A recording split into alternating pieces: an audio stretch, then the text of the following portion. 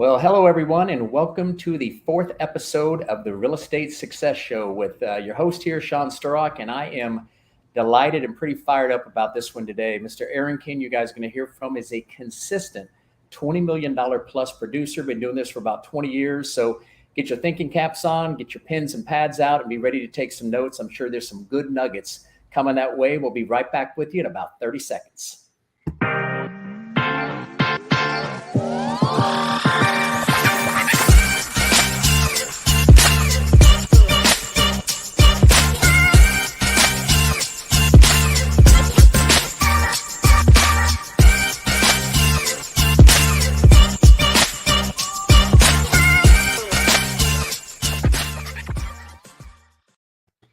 Awesome video. All right. Well, welcome, Mr. Aaron. We are excited to be able to visit with you today. Let's just start off. And man, how has the summer been going with you so far in this crazy shift in the market, right? In these last 50 days? Yeah, so we definitely felt the shift like everybody else and seen it happen. I kind of like it. I'm not going to lie.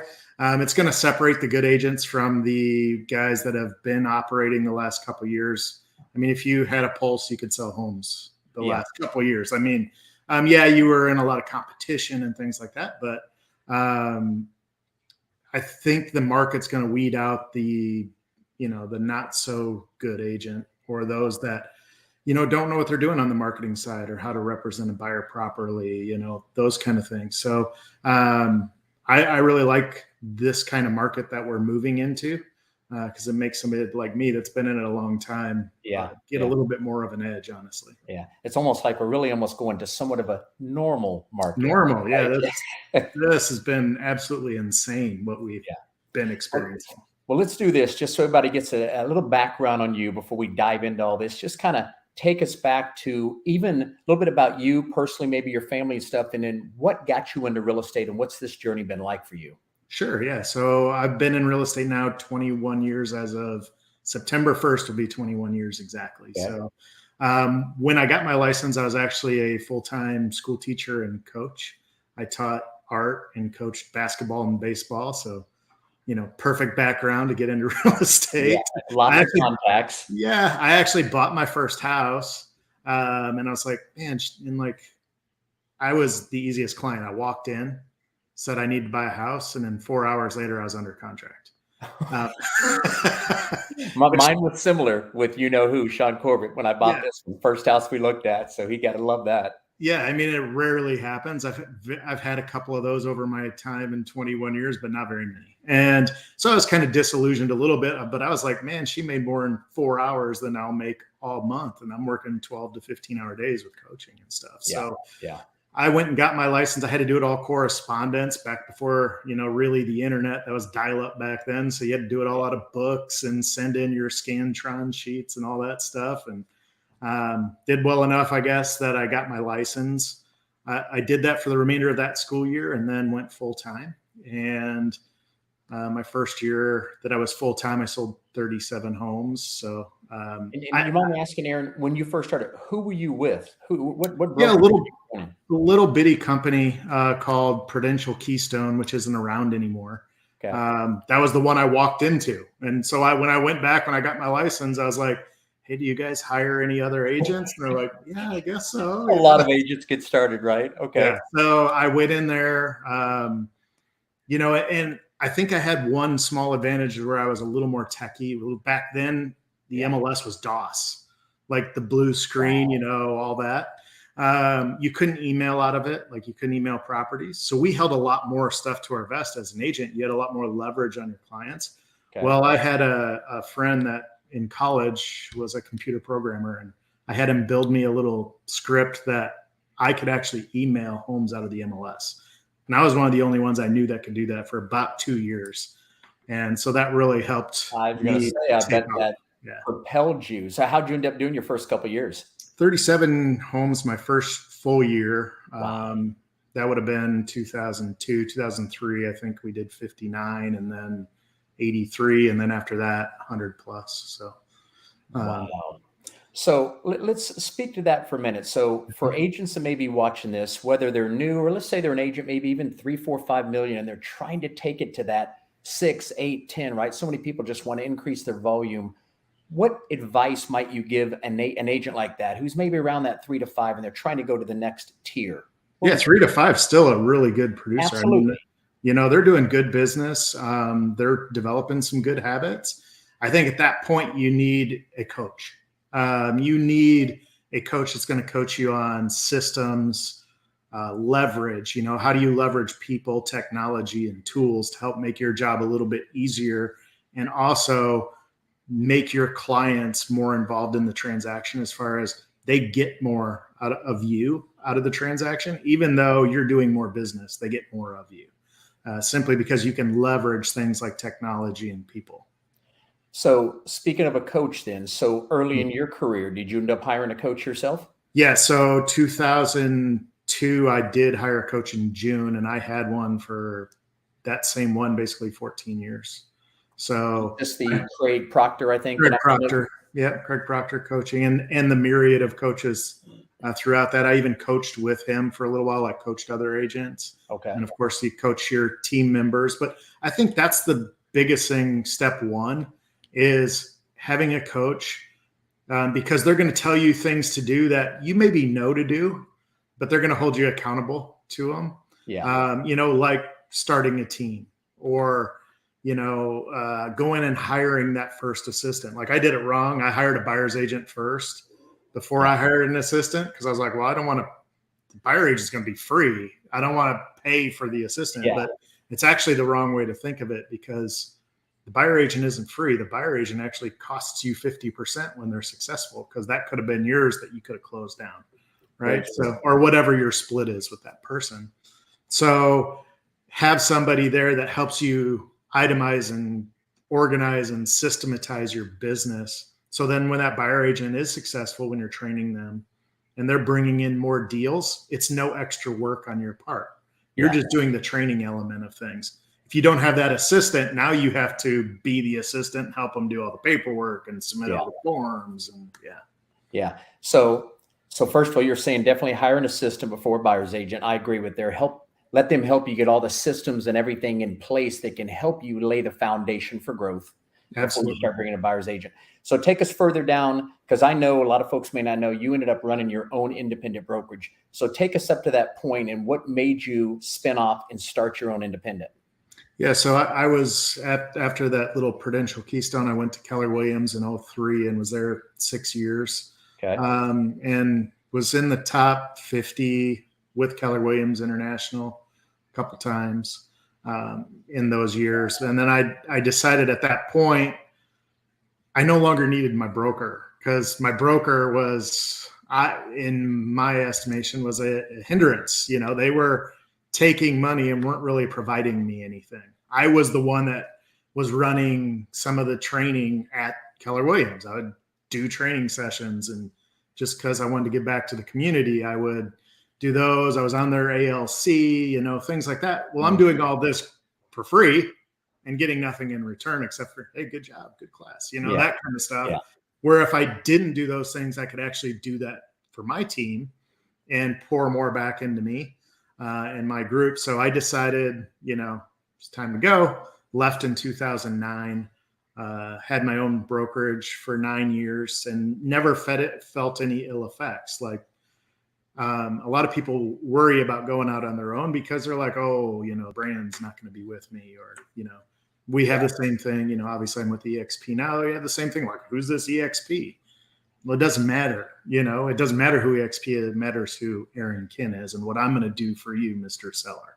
Right? Exactly. Because even back then, when I was with KW, for instance, you'd have one KW agent that would do absolutely nothing on the marketing front for a seller. Let's say, they wouldn't even take professional photos. They'd take pictures with their phone or throwaway cameras or whatever, those little bitty cameras. And, they weren't good. But that doesn't mean every KW agent is not good. There's a lot of great agents out there. KW is a great company. Like, they train me well as well too. So, but I come in the door behind that KW agent and I do all these other things. you're different. We're all independent contractors. So the brand doesn't matter. Yeah. Yeah. You know? So let's talk a little bit about being an independent in case some brokers are wanting to watch this or happen to come across this. What are some of the biggest challenges? So you start that independent, you ran it for, like you said, 9 years. What are some of the biggest challenges you had running that brokerage yourself? The biggest challenges were the liability. I mean, honestly, the liability you had for every person that you brought in. So I was always used to having a team for years and years. But if somebody made a mistake or did something wrong, I would have a little bit of liability. It'd fall on that agent, but it would roll up to the broker. Well, now I have these agents, it all rolls up to me, whether they're on my team or whether they're an independent.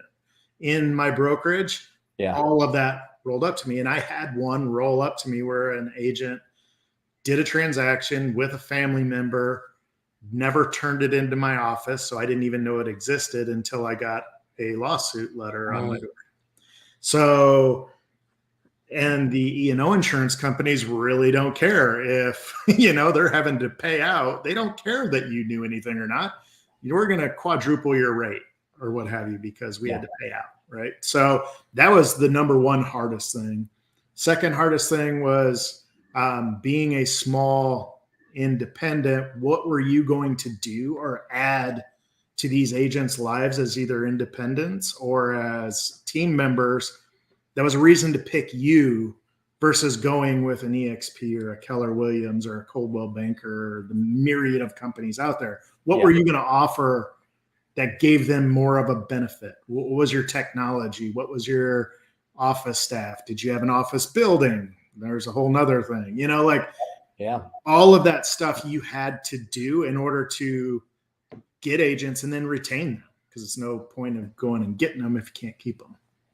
Well, I've never even really asked you about that. So when you and I met back a few years ago, I think you had 7 or 9 agents. 9. Yeah. So just share with us how that's worked. So were you trying to get it larger than that? Was it larger than that one at one point in time? Or what was the turnover, the retention? What was that like over that 9 years? I was lucky in some regard as my top agent, so it stayed with me for a long time. So I had one agent that was with me over 10 years. And that's pretty rare to have a buyer's agent that stays with you that long. But I would say retention was pretty good, but I did start seeing more and more of that peel off. We were going from a heavy REO market to where it's starting to come back to a normal, stable market. I didn't really experience the white hot market like we had the last couple of years with my own independent, but I started seeing where, one would peel off, I'd get another one in. So it was that constant, churn, but that took me away from production too. And so one of the biggest problems was when interviewing brokers and talking to other brokers, not even interviewing, I'm just talking to them at conferences and things like that. If you stripped away their production and what they were doing on their own, their brokerage wasn't making money. It was costing them money. That's same with mine. Deja vu. Stripped away all the money I made, all my expenses were more than anything my agents brought me. Yeah. Well, so that kind of brings us up to when I met you back, has that been almost 4 years ago? It was 4 years. I joined EXP 4 years in April. So, So I remember, and all this came through a good buddy of ours, Jeff, who I'd reached out to. Jeff, who ended up reaching out to you, is how we ended up meeting. But walk us through that. So here you are running this brokerage, you're successful, and you just commented a second ago, everybody may not know, you were the rainmaker at your brokerage, right? You were doing over 20 million. If I'm not mistaken, your office was doing around 47, 48 million when we met, but 23 of that was coming through you. So the exact same thing. Yeah. When you pulled yours out, the office was upside down. I don't know how many other brokerages are like that, but most of the time I'm talking to brokers, I am finding that fine line is getting thinner and thinner on that net margin, just harder and harder to keep them. They're going out the other side. 80% of the agents we lose. We know that within 3 years, they're out of the industry. And then a lot of people are struggling with those other 20%, the ones that become successful. What do they tend to want to do? Yeah. And I think a lot of it comes because you're having to feed them, right? So not only like feed them information and knowledge that they can utilize in their own conversations with buyers and sellers and marketing and lead gen and conversion. You got to teach all that stuff, right? So that takes time away from you. But then you have to supply things like leads and technology and office space, and all that stuff just eats away at profit, at the end of the day. And were you yourself being the broker? And I know you had an agent you stayed with you for almost 10 years, but were you doing a lot of the training yourself? So not only you hired, I was doing all the training myself. All the training. Yeah. Okay. Yeah. And we'd even record it and give it to them where they would have a place to log in, and they never did. They still don't. I still have it. Like when I bring agents on, they ask me questions like, it's in that video. Here's the video, And, yeah. So real quick, before I go to this, the question that's going to kind of help wrap this thing up, you do have my curiosity kind of peaking right now. So if you're a new agent, a newer agent, maybe whether it's new or even in the first couple of years, what would you say to that agent? What does it really, really take to be a successful agent? Whether it's all massive action, what would you recommend to someone just getting started? If they really wanted to come out of the gate fast, what would be your recommendation in their first 6 months to a year, other than hire a coach? Yeah, if they're brand new, they need to have a warehouse of about 6 months of living expenses put away. Okay. Speaking truth. All right. Just being honest. I mean, even if you look at the most successful person, like I see teams that you'll have a closing within your first month. Okay, well, you have to spend about $3,000 or $4,000 to get your license. Then you've got all the dues once you get your license, which is your MLS dues and whatever brokerage you go to and so on and so forth. Then let's say you're really good at conversing with a buyer or seller and you get one right away. Well, the soonest they're going to close is 30 to 45 days. True. Yep. So it might take you 15 or 30 days to find them a house. So right there's 2, 3, 4 months where you have made no income. Yeah. Right? And so you're out several thousand. Yeah. Yeah. And then what happens is most people brand new, they work so hard on getting that all the way to the finish line that they stop marketing. They stop prospecting. So they have to start all over again. And now it's another 2 or 3 month cycle before they get paid again. Right. Yeah. So I think the team is very viable. Why you should be on a team to start your career. One, you're going to ramp up your learning curve. It's going to take away the huge arc and flatten it out a little bit because you're going to learn things a lot faster. You're going to be with somebody that's done it a lot longer. I wish that teams were a thing back when I joined real estate because I think I would have even gone faster, but they are a big thing now. So I think that's the best route to go for a brand new agent. Yeah. That other than that, they need to develop a big database, 100 to 200 people that they can start communicating with right away, right when they get their license. Yeah. So they have a built-in business, and then you have to be good on things like social media and with marketing and how do you keep that engine running, right? Yeah. Especially today, this whole social media thing is it's almost like we keep hearing, if you're not involved in doing a lot in social media, doing video and all that stuff, they're saying you're probably going to be left way behind here in the next few years. So definitely something I think all of us needed to get better at. Okay. So let's fast forward to you coming on board and joining eXp Realty. So here you are, your own independent. Yes, you're successful. And all of a sudden you get reached out to from our buddy Jeff to take a look at this model. What's going through your mind when you first looked at the information that this brokerage had to offer? Well, I remember it like it was yesterday. I was sitting next to my wife at our kitchen table. Yeah. Looked at the presentation, I think it was a video back then. Watched the video and I'm like, they did something that I've been trying to do. Like Glenn opened eXp the same year I went independent. Okay. I mean, almost identically. We almost had an identical path. Small independent company, Prudential. He was the same way. Yeah. Then KW, then independent, and then eXp. Right. So, but I looked at it and I was like, they're solving two of my problems that I couldn't figure out how to solve. One, they've created a residual base of income in real estate. I've always said like I've been in other network marketing companies where it's like, man, if real estate could figure out how to do that, that would be the way to do it. Didn't realize it had been figured out. I just didn't know about it yet.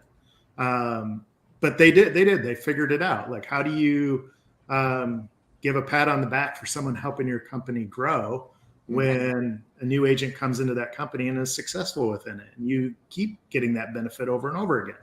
So they figured that out. And then second thing, the biggest thing for me was long-term. Like, I had been in at that point, I think 16 years as an agent, and I had like no money saved up. I bought some houses, things like that. That was my retirement. I thought, okay, I'm going to retire through owning real estate. The problem is when someone changes their Harley oil in the middle of your living room floor and you got to replace all of that, that's like 4 years of income gone in one tenant, right? So it takes a long time to earn that real estate wealth, right? So when I saw the EXP thing, they had stock.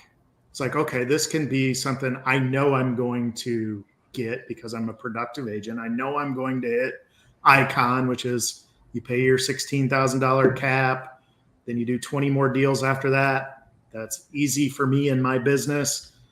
I'm going to do that every single year, and I'm going to get my $16,000 in cap back in the form of stock. No brainer, right? So basically I'm at a zero cap, or actually when you extrapolate the numbers and if the stock goes up at all, I'm actually making money. They're paying me to be at EXP. That doesn't make any sense, but that's what's going on. I was like, okay, if this is real, then I'm definitely interested. And I looked it up. They're and back at that point, they weren't in the NASDAQ. Now they're NASDAQ stock. We were able to accumulate and still accumulate quite a bit of stock, and I know it's there. I have something for retirement. I can still buy houses and still do the other stuff. Sure. But I'm going to earn this stock doing exactly what I did anyways. Help people buy homes, help people sell homes. Now, you being what I call obviously a mega producer, right? Probably top 1% across the country. Speak for just a minute, because I know you got a pretty incredible story of what took place with you on that equity, right? Right before we went public on the NASDAQ. Kind of share with them sort of what took place with you and what you were able to do because of that equity. So we had been in, I think it was a couple years at this point. So we'd earned quite a bit of stock. We had I think we were around 12,000 shares, 12,000 shares of stock at that point that we had accumulated. And the stock price started going crazy because there was talk about a doubling and the market was nutso, COVID and all that stuff. All real estate stocks were going crazy. EXP stock got over $100, $115 a share at some point. We had, in reality, over $1 million in stock, which is crazy in a couple of years. I thought, okay, if I work 20, 30 more years in real estate, maybe I'll have $1 million in stock sitting there. But we had it in 2, right? So we actually cashed out, a couple thousand shares and went and paid off our life. So we bought all of our cars, all of the credit cards, business debt, all that stuff we paid. That is awesome. That is totally awesome, man. We kept the most of it. I think we still have 17,000 shares now. Stock's not near as good, but again, every stock market goes up, stock market goes down. I know that. Well, I'm in accumulation mode. I like it low. So just going to say the same thing. When do you buy stock, right? When it's low. So we're all accumulating it right now. So that's awesome. So if we kind of bring this in for a landing right now, if there was you being part of EXP, and we're on a team that we call the Freedom Team. And I know, matter of fact, you've even come on there and hosted a couple of times, been one of our trainers in our masterminds. How advantageous is that for agents that if they ever decide to come on board with EXP to be a part of a group or an organization like the Freedom Team? Can you speak to that for a minute? That's awesome. Like, I was on there Tuesday, and Kelly was doing a training on building wealth through a insurance vehicle. I was like, holy cow, I've never even thought of this. Awesome. Like, I'm sitting there like taking all these. I'm like, I never thought I would have been in some place that would have been my training in real estate, but use that real estate money to help fund your future. It was awesome. but yeah, no, there's a lot of, most of the training is revolved around real estate, how to grow your business, how to run a team, you know, how to be effective within this business. A lot that we're talking about now is the change or shift in the market. How do you handle that? What do you have to do? How do you talk to people now? So I think it's phenomenal that you have a place where you can go and plug in, right? And I've told many people that this is the only place I've ever been at EXP. I was with Keller Williams a long time, and they talk about the family and all that. Yeah. There's many people I asked, hey, how do you do this? Or how do you do that? Oh no, I'm not going to tell you, you're a competitor, right? Like, this is the only place I've been where everyone shares openly. You talked about Corbett, like, we go head to head all the time, or not all the time, but I've been on appointments that he's been on, you know, but we gladly share information back and forth on what we're doing, how we're helping, you know, like, more than enough business to go around. But we know that the better he is, or the better I am from what I learned from him, the more the company grows, the bigger the stock grows, hopefully. And, you know, we reap the rewards of it.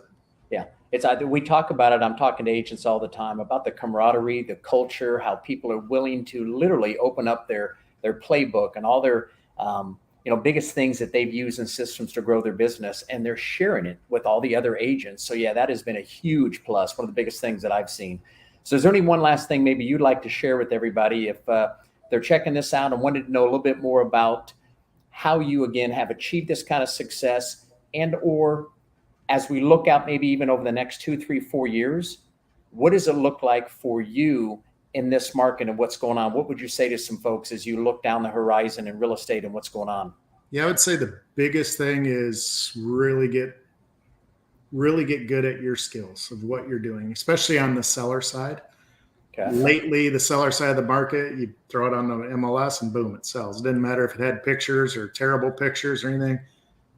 Now is the time to be a professional. So if you don't know how to do that because you haven't been in long enough or what have you, get training so that you know how to market a list, how to talk to sellers, how to tell them what the market's doing. Like, a lot of sellers are saying right now, oh, the market's terrible, you know, but they're disillusioned. They don't remember 5 years ago. Exactly. Right. That the market isn't really that bad. We're still in a seller's market. No, listings aren't selling in 6 hours with 32 offers, right? But that has never happened before, right? We're still in a very strong seller's market, low inventory, buyers on great homes still have to compete, you know, so you have to be able to show that visually to a seller and know how to talk about that, and pre-frame, that's what I call it, pre-frame it with sellers. Hey, if we don't have a sale within the first 3 weeks, 3 weeks, you wouldn't have my home sold in 3 weeks. Yeah. Yes. We're in that kind of market now. It may take 3 weeks, 6 weeks to sell your house. Here's what we do when we don't have something. Right. So it's being a professional. You have to communicate with your clients now every single week. Before the last couple of years, no one did that because the home would sell within a couple of days. Yeah. Right? So, and I would assume someone doing 20 plus, I think 30 plus million, you were saying, I think you're even on track to do systems that people need to be putting in place. Highly recommend, like CRM stuff. What kind of things do you have in place to maintain this kind of volume, the relationships with your past and current clients? What do you do if we were to drop that couple nuggets for people as well? CRM is absolutely a must. I don't care which one it is, KV Core, Commissions Inc. There's a billion of them out there. Top Producer. I mean, if you want to go real old school, it doesn't matter which one it is. It's just the one that you will use. So if you're not going to log into some online system that tells you what to do and when to do it, build an Excel spreadsheet that'll tell you what to do and when to do it. But you have to have something that tells you when you last talked to somebody, when the next time to talk to them is, and then a running record of what was said during those conversations, notes. And which could almost be another thing that an assistant could almost kind of help you with, get it all set up and get that database set up for you. But wonderful, man. Well, first of all, thank you for your time. Congrats on your success. It really is mind-boggling. We're doing $25, $30+ million consistently every single year. I know a lot of people look up to you. we're blessed in the Freedom Team to have you be a part of it. And I really mean that. And we sincerely appreciate all the feedback you're giving to so many of us when you do training. So thank you so much. If you guys want to reach out to Aaron, find out more about him, I've got my information at the bottom. Feel free to reach out to either one of us. We'd be more than happy just to share with you what we're doing over here. See if there's anything we can do to help you take your business to another level. So with that said, let me wrap up and just kind of play this last 30-second part of the show, Aaron, and thank you so much. And I hope you have a blessed day, buddy. Yeah, thanks, bud. Appreciate it.